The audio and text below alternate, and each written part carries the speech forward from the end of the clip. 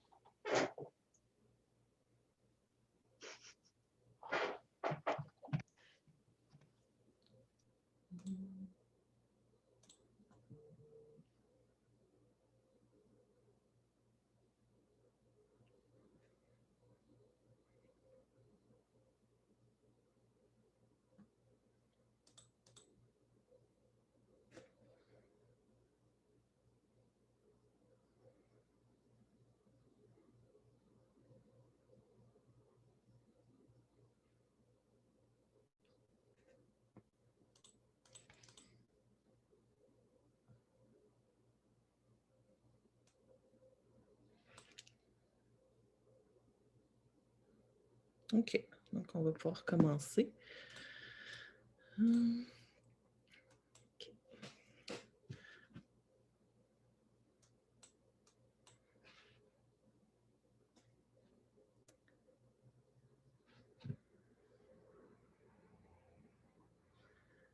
OK, donc bonjour tout le monde. Bienvenue à notre 3e midi causerie. Deux petites choses en premier. Donc, English interpretation is available. Will be done by Isaniel Enright. So you can click on the interpretation button if you want to listen to the English version. Deuxièmement, au niveau des questions, donc vous pouvez répondre dans le Q&A, le QR. Vous pouvez écrire dans le chat. Donc, on va laisser un moment à la toute fin pour répondre aux questions que vous pouvez avoir pour nos invités. Donc, avant toute chose, je voudrais commencer par reconnaître la terre sur laquelle la plupart d'entre nous se trouvent aujourd'hui, vous encourager à faire de même, à honorer le territoire. Donc, pour la CRJ, nous, on est situé à Montréal, donc localisé sur des terres autochtones non cédées, un lieu de rassemblement pour plusieurs Premières Nations encore aujourd'hui.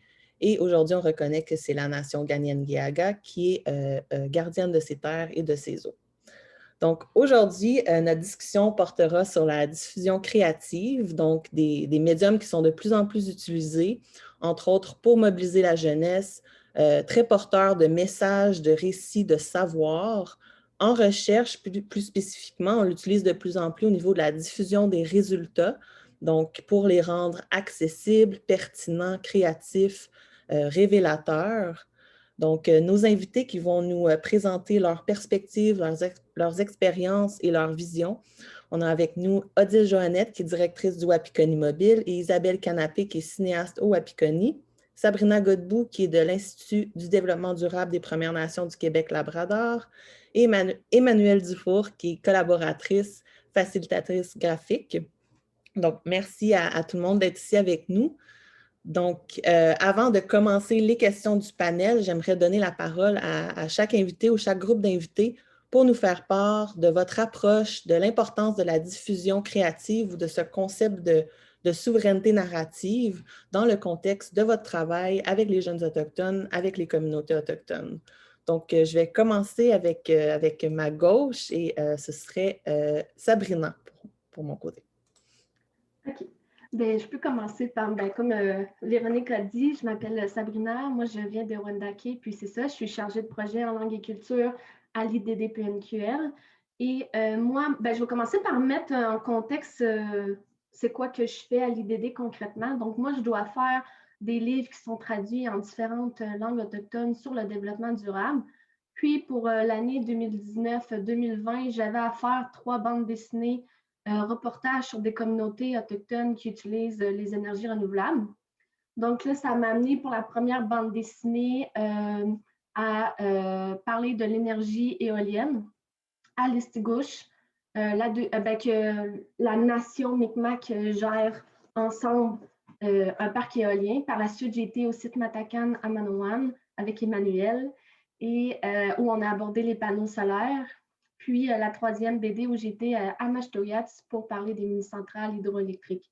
Mais j'aborde pas tant l'énergie éolienne, j'en fais vaguement mention, mais je fais plus beaucoup, au-delà des projets d'énergie renouvelable, je fais beaucoup plus comme par exemple, on voit la roue de médecine. Là, ici, je tiens à préciser que j'ai fait selon, étant donné que dans les livres, moi, j'écris selon ma perception, mes réflexions. Là, j'ai plus mis le cercle de vie one date. Donc, il faut faire attention, la roue de médecine et la conception est différente selon chaque nation. Puis, donc, je voulais juste, c'est important pour moi de le spécifier. Puis, je suis quand même heureuse de dire que c'est la première série bande dessinée faite par et pour avec les Premières Nations, par, pour et avec les Premières Nations, traduite en différentes langues au Québec. Puis, Emmanuel, est-ce que tu veux rajouter des choses ou je ne sais pas si j'ai oublié des trucs? Parce qu'Emmanuel m'aide en fait dans le processus de bande dessinée. Je n'ai pas spécifié, mais Emmanuel, depuis 2 ans, m'accompagne à me donner des conseils par rapport à comment que je peux faire les bandes dessinées, me donner des conseils sur les illustrations. Puis c'est un travail de collaboration aussi avec différents acteurs, dont des graphistes, illustrateurs, traducteurs autochtones, impressions. Donc, c'est vraiment un travail de collaboration. Ça, c'est quelque chose que j'essaie beaucoup de mettre de l'avant. Puis, il y a toujours un jeune qui m'accompagne aussi dans les bandes dessinées. Comme on peut voir là, ici, Mashtoyat, c'était Frédéric Gros-Louis qui m'accompagnait. La première, c'était Jennifer Obamsawin. La deuxième, c'était Emmanuel. Puis, c'est ça. Je n'ai pas tant répondu à la deuxième question, là, mais je trouvais ça quand même important. Là. Je ne sais pas si je peux laisser la place aux autres ou je répondrai après. Là. Je vais être sûre que tout le monde ait le temps de répondre. C'est correct? Ou... Merci, oui, merci Sabrina. Je pourrais passer la parole ensuite à Odile. Ben, coucou tout le monde, je suis contente d'être avec vous autres, puis de jaser, puis de parler justement de création, puis comment la création, c'est un mode d'expression qui, selon moi, est transformateur à différents niveaux. Au Wapgoni, pour moi, le Wapgoni, c'est un outil, c'est une façon, c'est un espace de création qui est offert vraiment dans un objectif de souveraineté narrative complète. Puis pour moi, ça, c'est central. Vraiment, c'est de permettre aux créateurs, aux créatrices, puis de comprendre l'outil du mieux qu'ils peuvent pour finalement modeler leur storytelling, leurs approches. Donc, on est un peu plus centré sur la découverte finalement des expressions à travers cette méthodologie vraiment très, très grande qui peut nourrir la recherche, qui peut nourrir puis qui peut peut-être même donner quelques directions sur des priorités qui sont propres finalement aux communautés puis aux créateurs eux-mêmes. Pour moi, c'est un peu ça, si je peux répondre un petit peu à la question, Véronique, d'utiliser finalement l'outil au service des priorités locales puis des priorités des créateurs. C'est sûr que je considère que c'est transformateur la création en soi parce que ça nous amène dans un espace émotif. Je pense à ta roue de médecine qui est effectivement différente de nation à d'autres, mais ça nous amène dans un espace émotif où finalement on est vraiment intrinsèquement en train de faire un parcours souvent personnel. Mais après ça, ça peut être communautaire, ça peut même être dans la nation ou même dans la province ou dans le pays ou dans un réseau international selon les thèmes qu'on choisit. Puis ce que je trouve fascinant pour moi, Wapgoni, c'est finalement de servir d'espace qui va permettre à ces œuvres-là de voyager et d'influencer les transformations sociales et sociétales, d'influencer les regards, de ramener finalement dans l'innovation la notion de préservation de nos héritages, de nos savoirs, de nos cultures, puis finalement en ramenant les traditions au centre de nos innovations, on contribue. Puis en étant un peu le protecteur, si on veut, cette enveloppe protectrice de toute cette collection d'expressions extraordinaires, on encourage un regard patrimonial sur un espace très contemporain. Puis je pense aussi que la création audiovisuelle, c'est un peu comme une extension de nos traditions orales, mais dans un objectif de pérennité. Ça, je trouve ça fort parce que, tu sais, on est dans une résurgence identitaire très forte dans le mouvement, dans les mouvements de résistance autochtone. Puis une des choses qui nous inquiète beaucoup, c'est la préservation des savoirs, la préservation des héritages, la préservation des histoires de nos aînés. Puis je pense qu'il y a une force extraordinaire à travers la création. Puis évidemment, Wapi aussi, une chose que je trouve importante, c'est la propriété.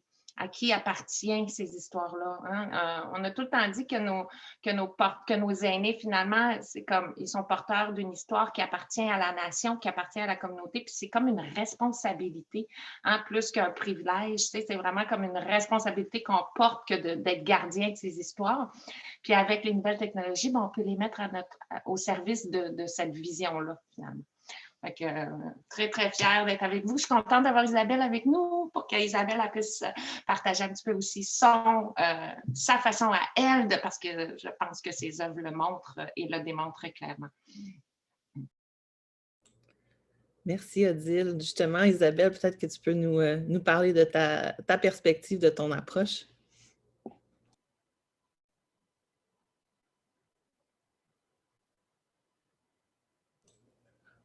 On ne t'entend pas.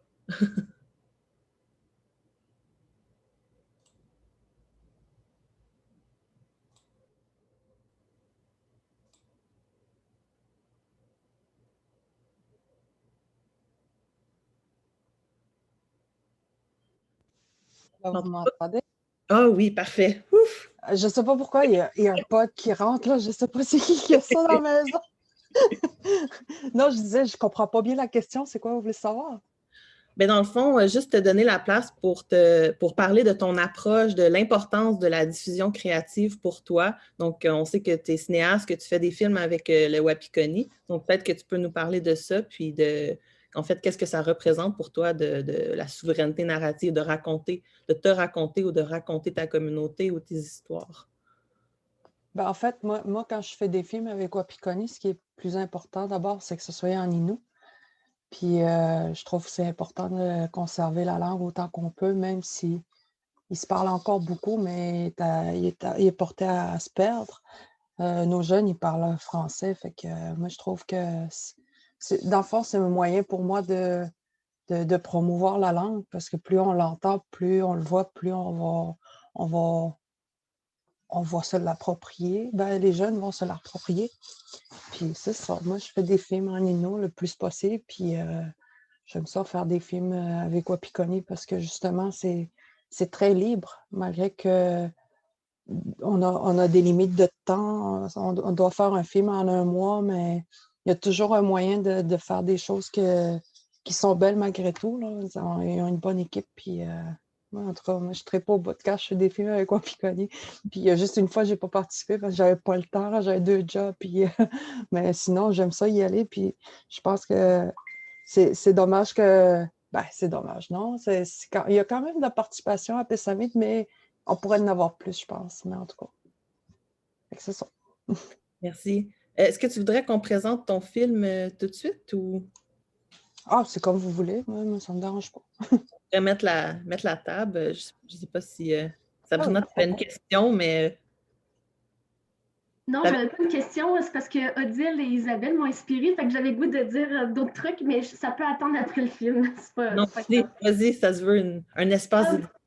Ben, c'est parce que je me rejoins ce qu'Isabelle a dit et Odile ont dit, parce que comme Odile a parlé de tradition orale, identité, préservation des savoirs, à qui appartiennent ces histoires-là, elles font sous forme de vidéos, mais nous, mettons, moi, les BD, ça a été une autre forme d'outil créatif qu'à travers les BD, malgré que moi, je sois une Première Nation, c'est pas à moi de parler à la place des nations. J'essaie toujours que, même si j'écris mes réflexions et ces choses-là, ben, je laisse parler les gens. Dans les BD, je laisse la place aux nations. C'est autostonation, de se présenter, de présenter leur langue, de présenter leur réalité culturelle, les langues. Puis, c'est ça que j'aborde dans les BD aussi. Mon objectif, moi, c'est de vraiment, par les BD, que les jeunes, essayer d'inspirer les jeunes en montrant des modèles de réussite de Premières Nations, que dans nos communautés, on en a des super beaux modèles de réussite. Puis ça, j'essaie vraiment de mettre ça de l'avant, puis de donner différentes perspectives. Tu sais, souvent, les gens, c'est ça que je disais, j'aborde pas tant les projets d'énergie renouvelable parce que les gens, tu sais, chez les Premières Nations, le développement durable, c'est pas juste la sphère économique, environnement, voyons, je me souviens plus l'autre, mais la culture, l'importance de la culture, comment c'est important, puis c'est ça que j'essaie de parler, moi, dans les BD, de sensibiliser les jeunes à c'est important que tu apprennes ta langue. Pourquoi? Pour telle raison. C'est quoi pour toi un territoire? Moi, je ne suis pas pour leur donner la définition. Tu sais, je veux qu'ils se créent une réflexion par rapport à ces sujets-là. Puis je trouvais que ça fait quand même du pouce sur la tradition orale. C'est juste que là, c'est sur forme d'images BD, tu sais. Puis j'essaie, tu sais, ça, de créer une genre de relève par les BD. Puis que moi, j'aborde un peu mes... Vous le voyez, je ne ressemble pas à une autochtone. Donc, j'aborde ça dans les BD aussi de ben moi, je ne ressemble pas, j'ai eu des problèmes identitaires. C'est normal, de normaliser ça, puis que les jeunes, de dire ben sois fier de qui tu es, sois fier de parler ta langue, sois fier de faire quelque chose pour ta communauté. Ça, j'essaie vraiment de mettre ça de l'avant, puis de créer un sentiment d'appartenance aux jeunes avec ces outils-là. Fait que je me rejoignais beaucoup dans ce que Isabelle et Odile disaient. J'aimais vraiment ça. Merci Sabrina. On a Emmanuel qui avait levé sa main. Oui, bien moi aussi, en écoutant Odile et Isabelle, je trouvais qu'il y avait vraiment beaucoup de points en commun entre les deux, même si c'est deux médiums très différents, entre le médium séquentiel et le médium filmique, il y a quand même une... Mais au niveau des objectifs et de qu'est-ce que ça permet d'explorer, c'est comme si là, on touche une partie de la recherche qui est plus relationnelle, réflexive, qui est peut-être plus du côté des méthodologies de recherche autochtones, qui est peut-être moins conventionnelle dans la question de la recherche plus traditionnelle. Mais ce que je trouve, pour compléter aussi ce que Sabrina disait, ce qui était intéressant dans la série de bande dessinée, c'est que c'est comme des BD reportages. Donc, on ne sait jamais, un peu comme quand Odile disait la question de l'exploration, on ne sait jamais où va mener la rencontre finalement. Sabrina se rend avec un ou une accompagnatrice, mais normalement, c'est des accompagnatrices là-bas. Puis là, sur le terrain, ça va en fonction de qu'est-ce que les gens vont décider de livrer. Donc, dans la question de la souveraineté narrative ou même la souveraineté visuelle, parce qu'il y a un suivi, de qu'est-ce qu'ils vont mettre de l'avant.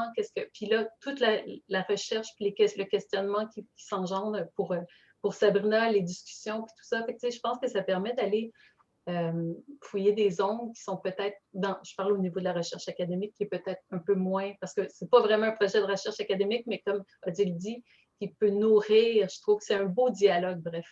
Elle a cette capacité justement que Odile a nommée, que Sabrina a nommée dans d'autres mots, mais cette capacité de transformation, autant au niveau individuel qu'au niveau collectif, au niveau de la communauté, mais aussi au niveau de, justement, quand on parle de relations autochtones, non autochtones, c'est aussi transformateur. Donc, l'invitation dans les histoires, dans le monde, dans les traditions.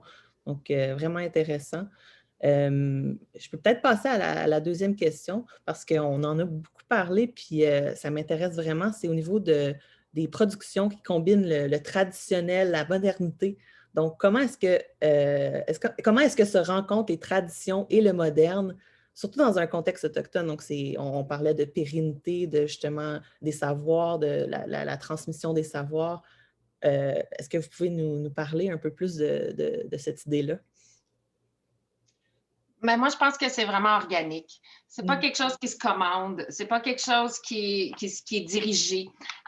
Moi, ce que je vois là, de comment ça se passe avec les créateurs, c'est qu'à partir du moment où ils déterminent un peu leur sujet, qu'est-ce qui les intéresse, ils réalisent avec toute l'humilité qu'ils ont besoin de savoir dans la communauté pour alimenter leurs propos. Et ils vont à la rencontre des individus qui portent ces savoirs-là pour nourrir leur création. Puis ça, je trouve ça extraordinaire. Isabelle le fait avec sa tante. Je pense que tu parlais dans ta dernière. Mais c'est vraiment toujours... C'est juste comme naturel. C'est de reconnaître un peu ses limites. Puis je pense que ça se fait naturellement. Il y a comme une humilité naturelle de dire, il y a telle affaire qui m'intéresse. Et puis moi, je le sais que il y a des porteurs de connaissances que je dois aller solliciter pour être inspirée dans ma création. Puis je pense que c'est comme ça que se crée le pont entre la tradition et la modernité. C'est sûr que les relations intergénérationnelles, puis aussi les relations de respect intergénérationnel sont très, très fortes en contexte autochtone. Puis donc, ça devient très, très naturel qu'on va vers les aînés. Mais au niveau, par exemple, organisationnel, pour nous au Wapikoni, moi, à la direction du Wapikoni, je suis très, très sensible à ramener ces savoirs-là en termes de gestion et de gouvernance. Alors, je suis moi-même en train de réfléchir à un genre de comité des aînés qui pourrait me guider, me servir, m'aider à déconstruire les pratiques coloniales reliées à l'appropriation, à la distribution des richesses, des privilèges que Wapikoni comme organisation peut avoir acquis au fil du temps. Et comment on peut redonner et partager avec l'ensemble des nations et des communautés. Puis c'est des choses qui doivent exister dans nos modes de gouvernance aussi. Fait que je pense qu'à différents niveaux, autant au niveau de la création qu'au niveau de l'organisation d'une gestion d'outils comme ça au service des talents, il peut y avoir des liens qui se fassent entre les savoirs, les valeurs traditionnelles, les principes qui émanent de saine gouvernance et qui sont inspirés de comment on a toujours fait les choses, mais comment les structures coloniales nous ont amenés dans une direction ou des industries comme celle du cinéma nous amènent dans une direction parfois où il y a des notions d'excellence. Moi, je parle de décoloniser les pratiques d'excellence, reconnaître les acquis de savoir qui émanent de d'autres parcours que ceux des parcours académiques traditionnels pour reconnaître les barrières de participation de nos nations, de nos gens à ces structures-là. Si on veut réellement les intégrer, il faut trouver des façons de décloisonner ces parcours-là. Ça fait partie peut-être de grandes réflexions que moi j'ai à mon niveau pour essayer de continuer à améliorer ce que peut être le Wapikoni au service des nations, des communautés, puis de leurs priorités locales. Je ne sais pas si quelqu'un veut réagir à ce que Odile a dit. Oui, ben j'aime beaucoup, encore une fois, ce que Odile a apporté, puis je peux peut-être faire un parallèle avec, bon, je n'ai parlé tantôt, dans les BD, j'essaie tout le temps de faire parler des gens, des nations, parce que moi, ma plus grande peur, c'est de faire de l'ethnocentrisme. Dans les recherches, il y a eu beaucoup ça, surtout envers les Premières Nations, d'avoir un regard sur l'autre plutôt que de faire parler l'autre à la place.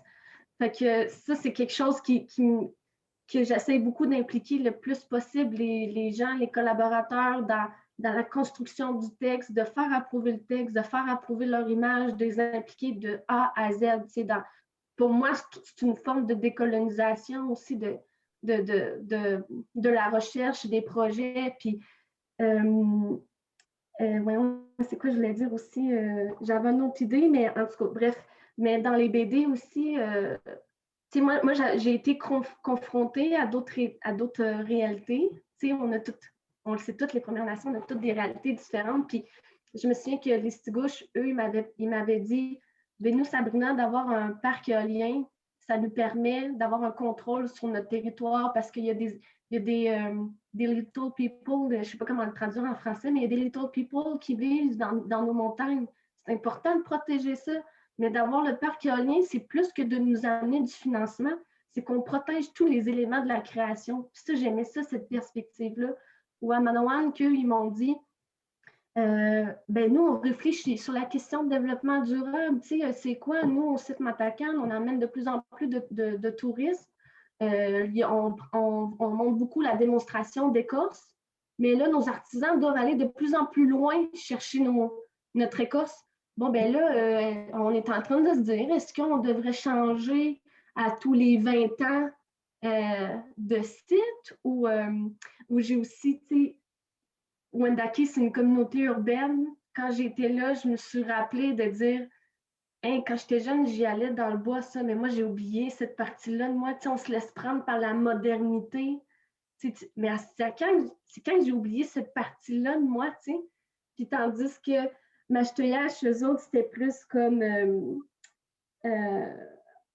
qu'est-ce qu'ils ont? Le powwow, le Pegwagami, le lac Saint-Jean, qu'eux, ils nomment Pegwagami dans leur langue, que c'était un lieu de rassemblement, puis que les powwows, oui, ça vient de l'Ouest, mais qu'aujourd'hui, même si ça vient de l'Ouest, ben, on a adapté ça à notre culture pareil, fait que tout mélanger ça, puis je trouve ça vraiment intéressant, toutes ces perspectives-là. Fait que c'est ça que j'avais envie de partager, moi.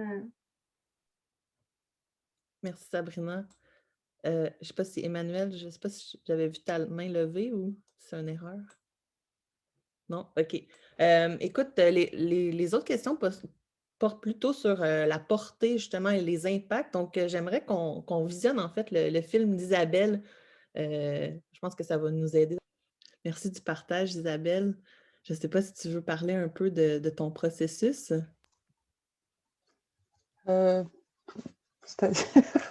Excusez. En fait, moi, je voulais faire un film. J'aime ça faire des films qui, comme je disais à une entrevue à un moment donné, des films qui bercent. Tu sais, c'est des films que tu embarques dedans, puis je sais pas, c'est comme. En tout cas, j'espère que j'ai atteint mon but. Puis ce qui arrive, c'est que ce que j'aime aussi de ces histoires-là, quand je les choisis, c'est que ça n'a pas vraiment de. Il ne dit pas exactement qu'est-ce que tu dois faire. Il te raconte une histoire, puis il t'en tire les conclusions que tu veux.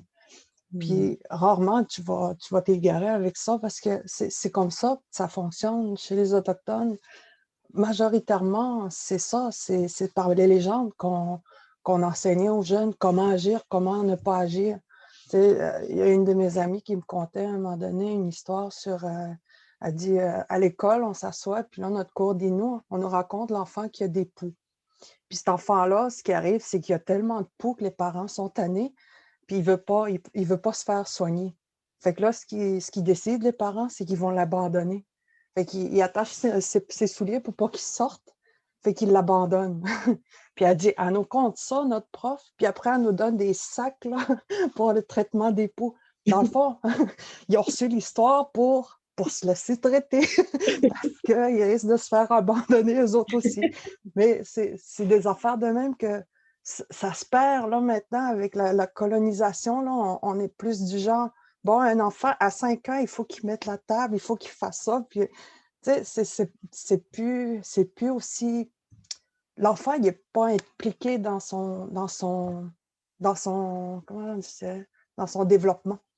Tandis qu'autrefois, on impliquait l'enfant dès le départ. Là, il s'occupait des petits frères, des petits sœurs, puis c'était automatique. Là. Mais maintenant, on dirait que c'est comme c'est par des cadres, des règles très strictes. Là. Puis en tout cas, puis c'est ça que je voulais faire comme. C'est ça que je trouve intéressant de faire comme film. Puis aussi, c'est que j'aime ça faire des messages un peu. C'est le fun d'avoir un message en bout de ligne. Puis ce qui est le fun aussi de ce genre de film-là, c'est que les limites, ils sont beaucoup moins grandes que si, mettons, on faisait un documentaire. C'est qu'on peut se laisser aller. Tu sais, on décide qu'on va aller dans le bois pour filmer des plumes, mais on y va. Des affaires de même. Puis je trouve ça, c'est beaucoup plus descendant. Comment je dirais ça? C'est beaucoup plus libre comme moyen d'expression, je dirais. C'est ça. Mais ça devient justement un moyen d'expression qui est comme essentiel pour... puis surtout en contexte autochtone, on parle souvent de justement raconter des histoires qui se transforment ou qui sont intrinsèquement, qui sont des enseignements de valeurs, de comment agir, de comment ne pas agir, comme tu l'as dit tantôt. Ça me fait penser à justement cette notion-là d'ethnocentrisme que Sabrina a amené tantôt. Donc, c'est vraiment pas un regard externe, c'est vraiment interne. Puis au niveau de l'émotif, je pense que justement, c'est la création, cet aspect-là de créer un rapport autant envers nous-mêmes qu'envers les autres. Puis c'est ce qui rend justement cette relation-là avec, que ce soit avec le public cible ou avec les jeunes, aussi intéressante. Donc, ton film a beaucoup d'impact au niveau de ce concept de souveraineté narrative-là, se raconter. Je ne sais pas si on peut justement parler de la portée des diffusions créatives. Qu'est-ce qu'on rejoint? Quelle forme de plateforme d'expression? Puis quels sont les impacts qui sont notables ou les impacts qui sont recherchés en utilisant la diffusion créative? Donc, je peux laisser la parole à peu importe qui veut commencer. Moi, je dois quitter vite. Donc je voudrais juste faire un lien avec ce qui a été dit par rapport à ta question, par rapport à ce qu'Isabelle vient de dire. La forme de récit ouvert dans le genre de film, justement, des films qui semblent évoquer, mais être ouverts à l'interprétation pour justement, comme on parlait un peu, inviter le participant, pas le participant, mais le public finalement à y ajouter du sien. Puis je voulais juste faire un parallèle avec la question de la bande dessinée. Tantôt, quand je disais le fait que ce soit un art séquentiel, c'est-à-dire que la bande dessinée fonctionne sur le fait, par la présence de trous ou de blancs intercases ou d'interstices. Par exemple, dans un film, probablement pas un film comme celui d'Isabelle, mais un film plus traditionnel où on va voir un mouvement continu en bande dessinée, ça serait découpé en 2 cases avec, par exemple, ma main comme ça et ma main qui tient le crayon. Donc, pour le spectateur, pour pouvoir faire un sens, on doit puiser dans une sorte de bagage ou de savoir expérientiel. Fait que ça en fait un art participatif, je trouve, beaucoup comme les films interprétatifs et tout ça. Et donc, il y a un savoir au niveau du storytelling qui est porté par l'action en tant que telle, mais il y a aussi toute l'interaction entre le lecteur ou le public qui se fait, toute une nouvelle production finalement de savoir expérientiel à travers ce type de suggestion-là. Je trouvais ça intéressant, le parallèle entre les deux approches. Sur ça, je dois quitter. Je vous remercie beaucoup. Merci, Emmanuelle. Bonne continuation de conversation. Moi, Ouais. si je peux me permettre, Véronique, de répondre un peu à ta question, ce que j'adore de l'œuvre d'Isabelle, vraiment, à chaque fois que je la vois, je suis comme, oh, je l'aime vraiment beaucoup. J'aime ce. Puis en plus, tu le mentionnes, Isabelle, quand tu dis, tu sais, c'est pas. Il n'y a pas de morale ou de direction claire. Tu sais, puis je trouve que ça correspond un peu à ta question précédente ou comment la modernité et la tradition se rejoignent. Parce que, puis elle l'a clairement dit, Isabelle, c'est pas comme ça qu'on enseignait hein, des savoir-être, des savoir-vivre, des savoir-faire. On était plus dans guider, orienter et inspirer les gens à faire les réflexions qu'ils ont besoin de faire pour se sentir bien avec la position qu'ils prennent face à des situations. Puis je pense que ça me ramène beaucoup à cette notion de comment on enseigne dans le milieu traditionnel. C'est très magistral. Donc, c'est la relation de maître élève. Alors que dans les valeurs autochtones, on n'est pas dans cette relation de maître-élève, on est dans cette relation de guide, d'inspiration. Je pense toujours à quand on disait, nos aînés nous disent écoute d'abord. Commence par écouter. Après ça, regarde comment je fais. Donc, je te montre, regarde comment je fais. Puis après ça, touche physiquement ou quand on parle de diffusion, soit touché émotivement. Pour moi, c'est la même chose. Hein? Il y a comme 2 voies. Tu peux toucher physiquement puis apprendre. C'est ce qu'on tente de faire avec la méthodologie Wapikoni. C'est de dire, on va te montrer et là, touche physiquement aux caméras. Mais pour les publics, c'est touche, soit touché par le message, par le propos. Puis après ça, l'idée, c'est de répéter ou de redonner. Fait que c'est soit que tu répètes l'expérience et tu crées ton œuvre ou tu redonnes finalement ce que ça t'a donné dans tes espaces de pouvoir puis dans tes espaces d'influence. Je pense que c'est un peu comme ça que la diffusion, elle a des impacts. Elle a des impacts concrets parce que finalement, elle sensibilise sur des réalités. Puis ces sensibilités-là peuvent être redonnées après dans des espaces. Mais moi, un autre élément que je trouve super important puis qui, pour moi, sont encore des barrières importantes à la diffusion des talents autochtones puis des créations autochtones, c'est qu'on est encore pris dans les créneaux limitatifs de quel public ont accès à ces créations-là, ont accès à ces œuvres-là. Puis, tu sais, Wapi, tout le monde travaille fort pour défoncer les murs, puis que, tu sais, les œuvres soient vues le plus largement possible, mais, tu sais, je peux juste imaginer, il y a 15-16 ans, quand Wapikoni a commencé, à quel point les portes devaient être fermées. Là. Personne, tu sais, aujourd'hui, on sent qu'il y a de plus en plus d'intérêt face à nos récits, mais il y a longtemps, ça devait être vraiment très difficile. Puis ce que je trouve super le fun, c'est qu'au Wapi, on a développé nos propres outils de diffusion. C'est comme de dire, c'est notre mouvement de résistance au fait que nos œuvres ne se rendent pas dans les espaces du mainstream puis dans les espaces de pouvoir, alors on va créer nos propres outils. Puis ça, je trouve ça le fun aussi parce que c'est comme une façon de résister aux barrières de la diffusion en créant le cinéma qui roule, caravane qui se promène partout, en créant les vélos de projection où on peut aller à la rencontre. Dans le fond, on va à la rencontre des auditoires au lieu d'essayer d'être à la rencontre des espaces de diffusion de pouvoir. Puis ça, je trouve ça le fun. C'est notre tournée de skidoo, par exemple, qui part puis qui va à la rencontre. Puis moi, je défends les publics autochtones. Tu sais, quand je suis sur des tables de concertation ou de réflexion, que ce soit avec Téléfilm Canada ou pour dire tous les publics, et vous valorisez toujours l'artiste et les œuvres en fonction de quel public les a vus. Sauf que les publics autochtones là, sont autant importants que le box-office de ceux qui payent un billet quelque part. Dans nos communautés autochtones, il y a plein de gens qui produisent et qui diffusent des œuvres. Puis on dirait que ces publics-là sont moins importants que d'autres publics. Puis ça m'exaspère. Fait qu'il y a comme quelque chose qu'il faut comme déconstruire par rapport à que tous les publics et nos publics, parce que ça sert, puis je pense à l'impact, ça sert l'empowerment, la fierté identitaire, le sentiment de faire partie d'un réseau fier de s'exprimer. Puis plus on va avoir ces espaces-là, puis qui vont être valorisés par les différents programmes, puis les différentes politiques, puis les différentes initiatives, plus on va comme se construire sur des racines solides au niveau identitaire, puis on va contribuer, participer, puis faire partie des agents de changement de demain. Ça me fait penser à ça parce que pour moi, il y a aussi comme une limite qu'il faut collectivement se mettre ensemble pour la franchir. Puis au WAPI, on fait notre petite part, on essaye d'avoir une contribution à nous, mais je pense que c'est en travaillant tout le monde ensemble qu'on va y arriver.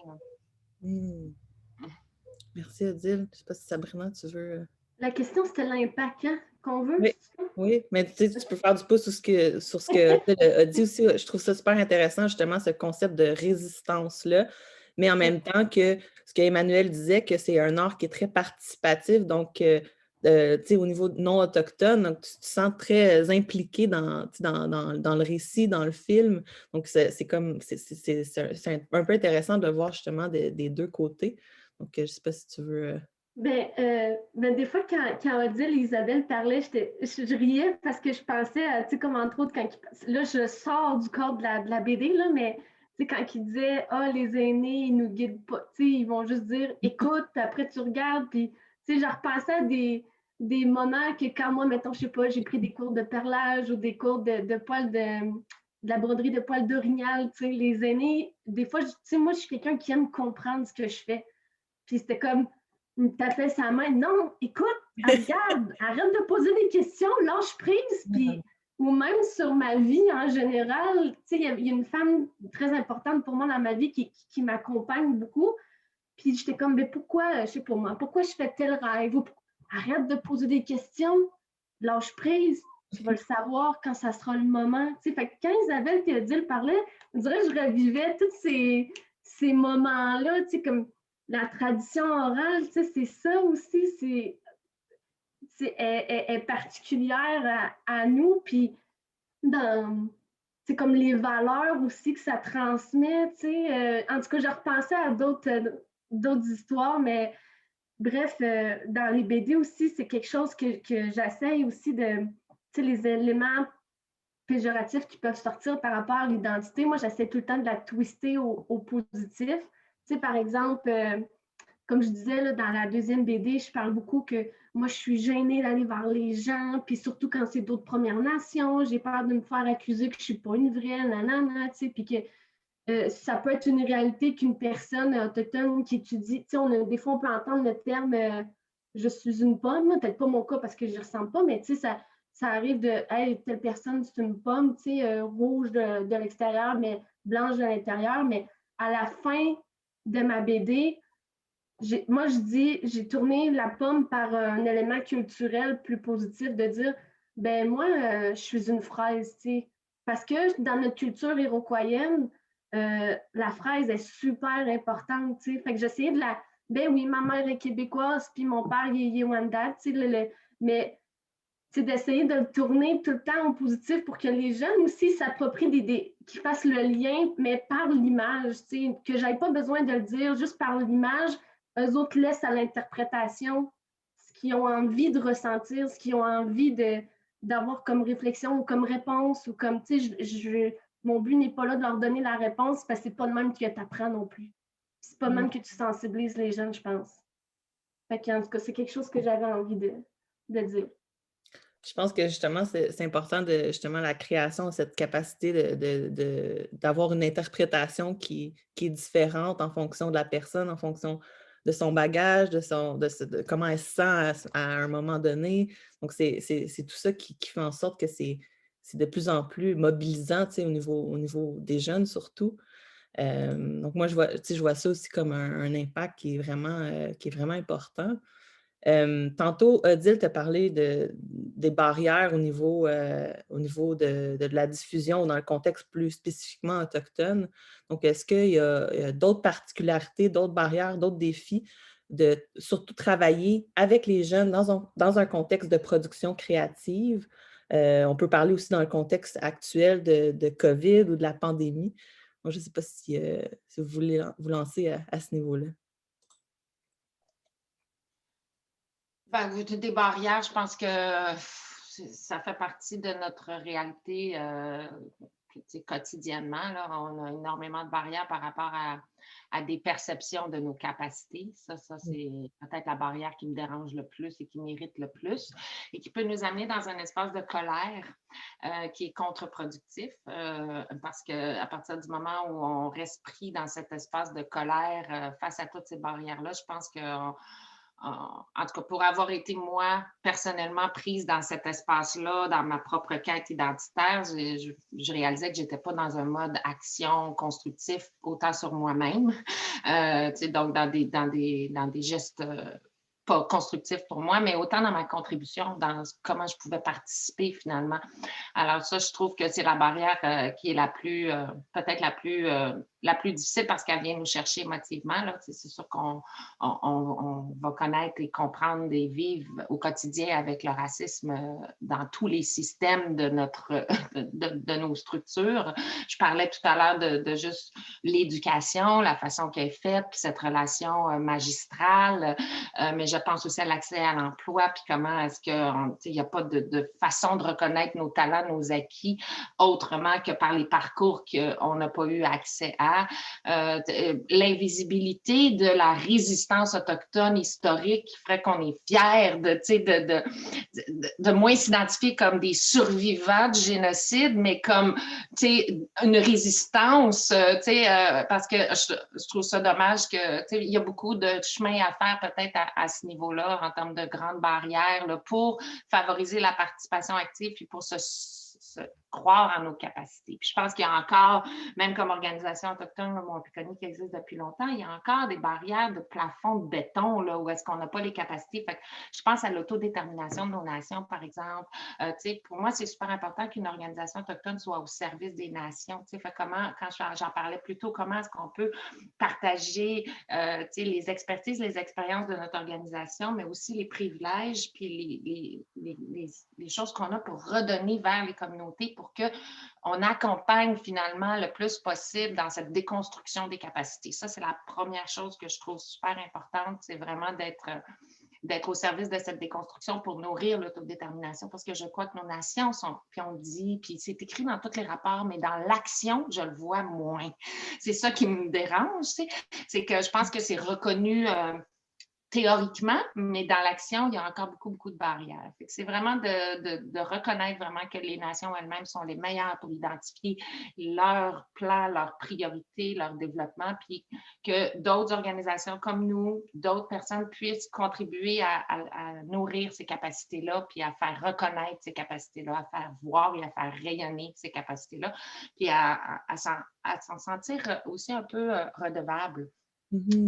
on est redevable comme organisation de ces nations, puis de ces communautés, puis ces créateurs, puis ces talents. Puis, c'est sûr que, bon, en période de COVID, on a tous des difficultés. Ce que je trouve le fun, c'est qu'on a réussi à faire un studio virtuel parce que nous, c'est la barrière d'accès aux équipements, aux espaces pour créer, aux caméras, aux studios de montage, aux studios de son. On essaye de la déconstruire, cette barrière-là, avec nos studios équipés qui se promènent. En virtuel, je trouve ça le fun qu'on soit capable de le faire. On est quand même rendu à une 5e cohorte. C'est super le fun. Ils sortent des œuvres extraordinaires. Mais ce que ça nous a aussi permis de réaliser, c'est qu'on se rapproche plus aussi des besoins de chacun des créateurs. Donc, on les accompagne dans toutes sortes de formats. C'est plus juste le court-métrage. Ça peut être une écriture de scénario. Ça peut être toutes sortes d'autres projets qui ont le goût de faire du balado. Fait que ça, je trouve ça le fun parce que ça déconstruit un petit peu ce que peut offrir comme accompagnement le Webconnie. Fait que ça, c'est super le fun parce que finalement, on a utilisé la barrière au service d'un meilleur service, un accompagnement différent en utilisant la barrière de la COVID. Puis ça, ça demeure super le fun, mais il y a comme une barrière additionnelle qui est celle de la bande passante. Parce que ça, je dis souvent, dans cet univers virtuel, il se recrée des jeux de pouvoir dans lesquels, encore une fois, nos communautés éloignées d'une bande passante stable et fixe ne peuvent pas participer pleinement. Fait qu'encore une fois, ça, je trouve ça le fun qu'on trouve une façon de déconstruire. Puis moi, à chaque fois que je vois un défi ou une barrière, j'essaie de me concentrer sur qu'est-ce qu'on pourrait faire pour tranquillement défricher ce problème, ce mur de briques qui est devant nous. Fait que, tu sais, on est en train d'essayer de développer des logiciels qui nous permettraient de partager des contenus sans avoir accès à Internet. On essaye de trouver continuellement des solutions parce que la technologie peut être une barrière, mais peut aussi être une solution. Puis ça, je trouve ça super intéressant à voir. Récemment, j'étais sur un panel où on parlait de la science versus l'art, puis comment est-ce que ça peut se parler. Puis là, les gens avaient un petit peu peur de les ordinateurs qui créent des peintures. Là, est-ce que c'est bon ou pas bon? Ou comme est-ce que l'art ne devrait être pas humain? Puis comment est-ce que l'algorithme... Puis moi, j'ai juste dit, mais si, l'ordinateur, finalement, il est nourri de données. Si moi, je nourris un ordinateur de données juste autochtones, des images autochtones, des récits autochtones, des ci, des ça, ce qu'il va créer va être vraiment inspiré d'une variété autochtone. Puis ça, il n'y aurait pas ça dans le monde non autochtone ou dans le monde blanc parce qu'il serait nourri par tout ou l'invisibilité flagrante, c'est notre culture, notre pratique. Fait que, des fois, on peut trouver une façon d'utiliser les choses à notre service aussi pour créer des affaires vraiment uniques et différentes. Fait que, mais je pense que la souveraineté narrative, la liberté d'expression, l'outil, c'est la meilleure façon d'engager les gens. Je pense que faut que les gens se sentent qu'ils ont plein contrôle, que dans le fond, tout ce qui est signé WAPI autour, ce n'est qu'un outil que tu prends si tu veux, que tu ne prends pas si tu ne veux pas, puis tu t'en vas dans la direction que tu veux. Puis à partir du moment où tu donnes cet espace-là, la participation va grandir. Et puis, je pense que c'est la meilleure façon de s'assurer de l'adhésion puis de l'engagement. Très intéressant. C'est super intéressant, surtout quand tu parles justement au début, la perception de nos capacités. J'ai trouvé ça vraiment fort parce que, on parle ici dans un contexte de la chaire réseau jeunesse, donc un contexte de recherche. Donc, justement, c'est l'utilisation de ces méthodologies, la réappropriation de méthodologies qui sont différentes. Donc, c'est toujours aussi un défi, un beau défi à prouver qu'ils sont tout aussi valables. Au niveau aussi de l'addition des résultats, tu parlais de redonner. Donc, nous, c'est ce souci-là, justement, de redonner d'une façon qui est pertinente, qui est accessible, qui parle aux gens, qui parle aux jeunes. Donc, je trouve que c'était vraiment, vraiment fort ce que tu as dit à ce niveau-là. Je ne sais pas si Isabelle ou Sabrina, vous voulez peut-être parler ou réagir. Sinon, je pourrais vous poser une dernière question. Est-ce que tu veux y aller ou... Non? Il y a une question pour Isabelle dans le chat. Je viens de le voir.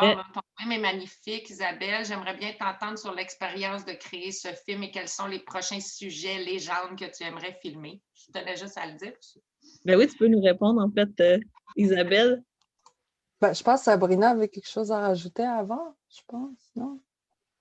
Ah, c'était sur la question de Véronique, là, sur les défis, mais je peux te laisser de la place, là, il n'y a pas de problème. OK, ben d'abord, merci. Puis, c'est quoi la question exactement? Je te dis, moi. Donc, t'entendre sur ton expérience quand tu as créé ce film-là, puis quels sont les prochains sujets ou légendes que tu aimerais filmer ou OK, raconter? ben d'abord, sur mon expérience, c'était le deuxième escale que je participais à Pessamit. Puis, je voulais vraiment y être. J'ai pas eu assez de temps, vraiment, je trouve, par rapport à l'autre, là, comme disait Lost Was. Mais le résultat, j'ai été bien contente. Puis, je trouve, euh, par rapport à l'autre que j'avais fait, quand The Lost Was, ben, j'ai pas choisi de musique. J'ai fait la narration moi-même.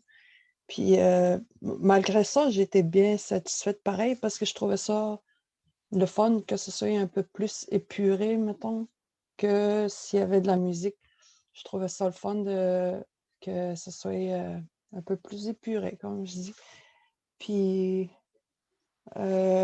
prochain projet, je sais pas pour le moment, j'en ai plein des projets, là. Là, j'ai suivi un cours sur les podcasts avec justement Wapikoni puis Concordia. Puis là, j'ai pensé à un programme, un podcast sur. Dans le fond, ce serait un projet très personnel, là. C'est parce que Lynn Drapeau est venue à Pessamit à un moment donné, puis elle a des enregistrements de ma grand-mère que j'ai pu avoir accès. Puis moi, j'écoute ça dans mon cellulaire, puis je trouve ça vraiment bon, là, parce que ma grand-mère, moi, est décédée en 84, puis j'avais 7 ans à peu près. En tout cas, même pas. Puis je trouve ça tellement le fun d'avoir ce patrimoine-là familial. Fait que je me suis dit, j'ai des oncles là, il en reste plus beaucoup. Tu sais, elle a eu 14 enfants, ma grand-mère. Puis ce que je veux, c'est de faire des petites histoires de mes oncles qui racontent leur vie quand ils étaient jeunes. Mais en Innu aussi, là, mon but, c'est pas que ce soit diffusé internationalement, là, c'est juste qu'on puisse garder ça dans la famille pour les petits cousins, les petites cousines, puis les enfants à venir aussi, là. Fait que je trouvais ça important, puis ce serait ça mon projet présentement. Mais sinon, côté film, j'avais pensé à aller à une escale virtuelle.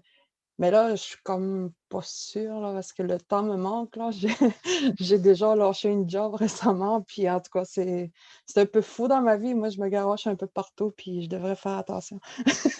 Mais c'est ça, puis en tout cas, moi, Wapikoni, j'adore ça, puis j'embarque quand ils font des projets, puis j'aime ça. Puis c'est tellement, comme on disait, là, c'est tellement libre, OK. C'est tellement libre, là, il n'y a personne qui t'impose quoi faire, comment le faire, puis tu donnes ton idée, puis là, on propose des solutions, puis mettons que tu ne sais pas comment le faire, ben ça, on pourrait faire ça de même, ça te plaît-tu? Oui, OK, puis on rajoute ça, puis OK, c'est bon. Fait que c'est sur moi, mon expérience, c'est ça. Merci Isabelle, je trouvais ça super porteur ce que tu disais au niveau, parce que ça rejoint quand on parlait de la modernité, du traditionnel, puis justement que ça permet notre patrimoine, ça permet de garder une trace. Donc, merci beaucoup de ton témoignage. J'ai une question aussi pour Sabrina dans le chat. Donc, dans la suite des bandes dessinées, qu'est-ce que tu aimerais? Justement, je viens de déposer une demande de subvention ce lundi, fait qu'on croise les doigts. Mais dans le fond, moi, j'aimerais ça parce que vu que je fais le lien entre énergie renouvelable et roue de médecine, cercle de la vie, j'ai fait comme Listigouche, bon, parc éolien, élément vent, Manawan, panneau solaire, OK, donc l'élément feu, soleil, puis Machtoyats, les mini-centrales, donc l'élément de l'eau. Donc, techniquement, il me manquerait juste l'élément terre pour terminer vraiment comme la série bande dessinée. Fait que j'aimerais faire sur la biomasse. Fait que, puis, je me suis posé la question, je trouvais que, oui, bon, les BD sont traduites, mais comment je peux apporter de l'aide, pas de l'aide, du soutien beaucoup plus aux communautés dans l'enseignement de leur langue. Fait que je me suis dit, bon, mais j'ai demandé à faire un guide pédagogique aussi. En collaboration, j'ai approché différents organismes, là, dont CUNA, par exemple, pour m'aider à construire, parce que je n'ai pas les compétences pédagogiques, là, donc je me suis entourée de gens pour créer comme un genre de comité pédagogique qui m'aiderait à monter comment appliquer les bandes dessinées, les thématiques, donc l'identité, développement durable, nanana, à travers ce guide-là, tout dans un contexte d'apprentissage des langues. Ça se ferait comme à 3 niveaux pour les écoles secondaires, pour le niveau collégial puis universitaire, parce qu'étrangement, j'ai beaucoup de demandes dans le milieu universitaire. Les BD pognent beaucoup dans, je ne sais pas pourquoi, mais tant mieux. Mais fait que j'ai vraiment misé là-dessus là, pour l'année 2021-2022. Fait qu'on croise les doigts, mais c'est vraiment à date mes projets. Puis c'est ça, d'essayer de mieux soutenir les gens des communautés des Premières Nations dans l'apprentissage de leur langue, puis juste d'offrir plein d'outils le plus possible. C'est ça. Merci, Sabrina. J'avais aussi une question peut-être un peu plus technique, donc tu me diras si tu ne veux pas y répondre, là, mais comment équilibrez-vous le coût de l'énergie éolienne avec la terre nécessaire à la production? Je t'avoue que cette question-là, c'est pas pour moi. Je ne suis pas chargée de projet en énergie renouvelable, mais j'invite les gens. On a un secteur là, énergie renouvelable à l'IDD PNQL. Vous pouvez contacter ma collègue Andréane Ferland. Elle va pouvoir vous répondre.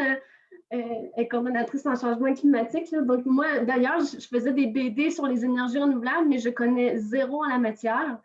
Fait que je ne peux pas répondre à cette question-là. Question technique, mais écoute, au moins, tu Ouais. as nommé une ressource.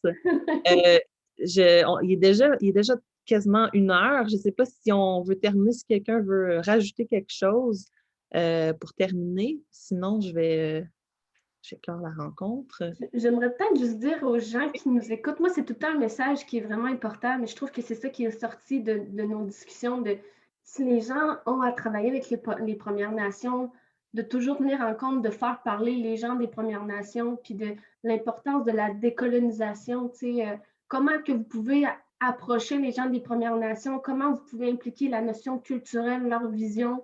C'est un message qui est vraiment important pour moi, que ceux qui vont nous écouter, là, qui tiennent ça en compte, là, de ne pas faire parler les autres à la place, mais des gens concernés. On est un peu tanné de se faire parler à notre place. On a des gens compétents pour parler de leur propre réalité. Fait que moi, c'est quelque chose qui est important à mentionner.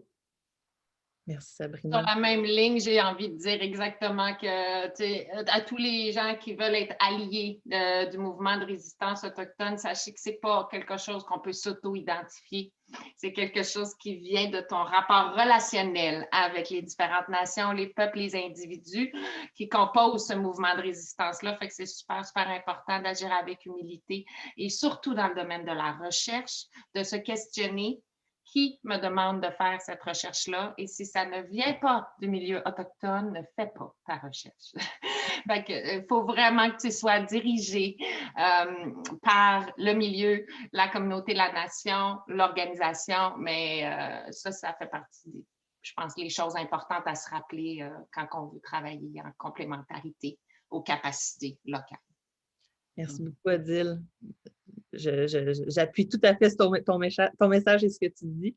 Écoutez, merci beaucoup d'avoir été là avec nous. Merci à nos invités. Merci à Isaniel Enright qui a fait l'interprétation en anglais. Donc, la prochaine causerie se tiendra le 26 mars. Donc, ça portera sur revitaliser l'éducation dans un contexte autochtone. Donc, on va publier l'information sur notre Facebook, sur notre site web cherjeunesse.ca. Donc, merci encore. Je vais vous laisser passer une belle journée, un beau vendredi.